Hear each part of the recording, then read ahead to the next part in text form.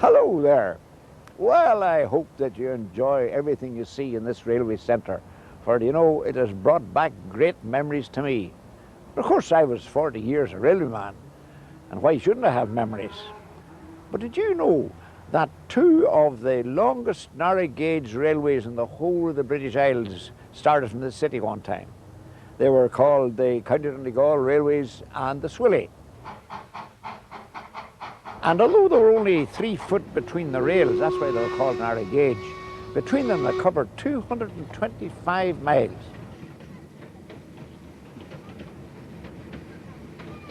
And between them they served very wide communities, and served them very well, incidentally, for, well, the best part of a century.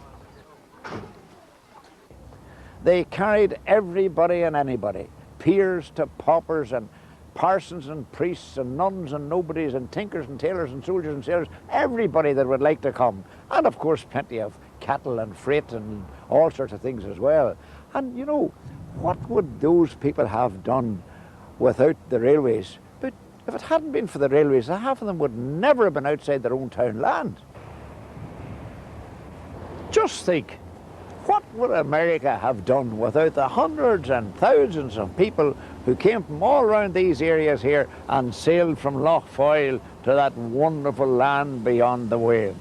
How would they have got to Derry Quay if it hadn't been for the railways, the Swilly and the Donegal and my own Great Northern?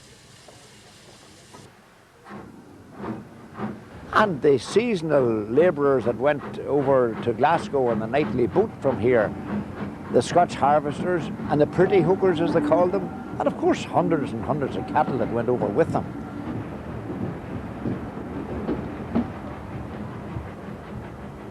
How would they have got to Derry without the railways?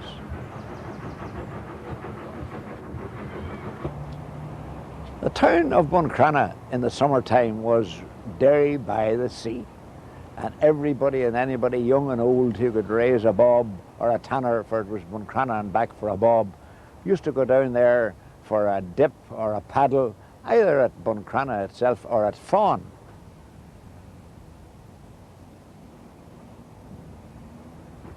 What about the train loads of fish from Killybegs and the wagon loads of spuds from nearly every station in the county that come down here for shipment on the cross-channel boats?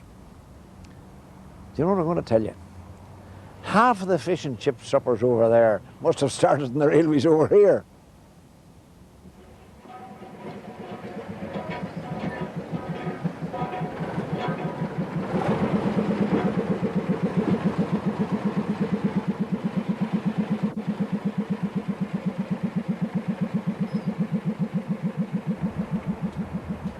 The railway that I knew best was the CDR, the Wee Donegal, which ran these rail cars and others like them through my station of Strabane and on to Letterkenny and Killybegs and Ballyshannon up to the end of 1959.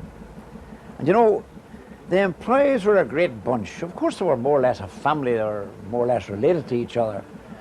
And they didn't get that very much money either. But for them, the letters LSD didn't mean so much pounds, shillings and pence as a lifetime of service and devotion.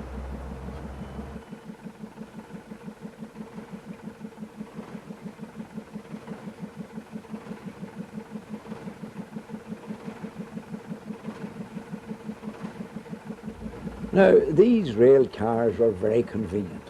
They would have stopped anywhere at all for you along the track, for that matter. You hadn't to be at a station. Just stand along the track and put your hand up and the driver would have stopped for you and picked you up. And the driver was telling me one time that he saw a little girl a bit along the track with her hand up. So he came up beside her, stopped and opened the door, and he said, "Come on, girlie, are you coming in?" "Ah, no, I'm not getting in at all." "Well," says he, "what did you stop me for? I'll have to go on." "Oh, don't go, mister, don't go, because my mammy's up in the house and she's trying to get her new shoes on." And I remember myself one time going up Barnesmore Gap. I was on a cycle tour and I had the bike in the trailer behind the rail car, for these rail cars could pull wagons and trailers and everything. And I wanted to get a photograph But I went up to the front of the car here and I knocked on the driver's door and I showed him the camera and said, oh, I want to get a photograph. And he said, no, no, no, no, no. But I couldn't believe it. Anybody at Donegal Railway would ever say no to anything. And anyhow, he went on about a half a mile and we just came around a bend in the track and there was a beautiful view. And he stopped the car and I nipped out. I'll just take the photograph here. There's a lovely view here.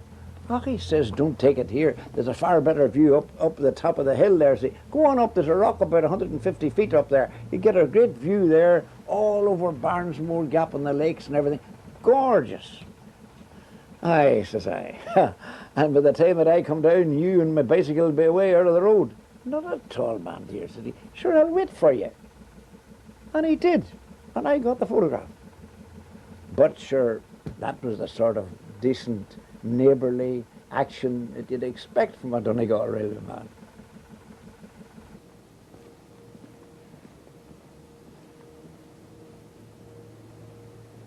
This is the type of locomotive that the Donegal Railways had running all through their lives and up to the very end, the 31st of December 1959. And they were very powerful, you know. And I remember one time in Letterkenny coming from a cycle tour, a bit tired, and I said to the driver here who was shunting wagons of turf, 37 of them altogether, to take them from Donegal to Dublin. And I said, any chance of getting a lift to Strabane?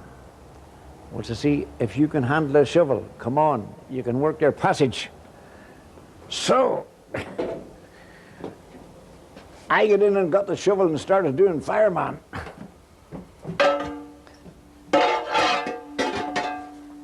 But, you know, I don't think I did it very well, because the more coal I put in, the less steam there was in the gauges here, and the train was going slower and slower and slower. It nearly was stopped. And I came out for a gasp of fresh air. I looked away down the end of the train. 37 wagons of turf away at the back of it there, and the last wagon, there was a wee white butterfly. And it came up and up and up and up, actually overtaking the train. It's true.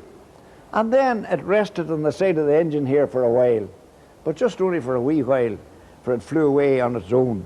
I think it must have been a bit of a hurry. Oh dear. No wonder somebody said, the Lord, he made all creeping things, and the Letterkenny train. Well, unfortunately, all the narrow gauge railways of County Donegal have closed down years ago.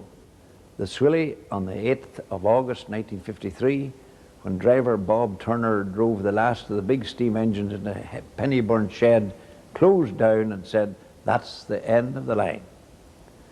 And I well remember the Donegal Railway, the last day of December 1959, when the last steam train went out of Strabane and away up the line into the night.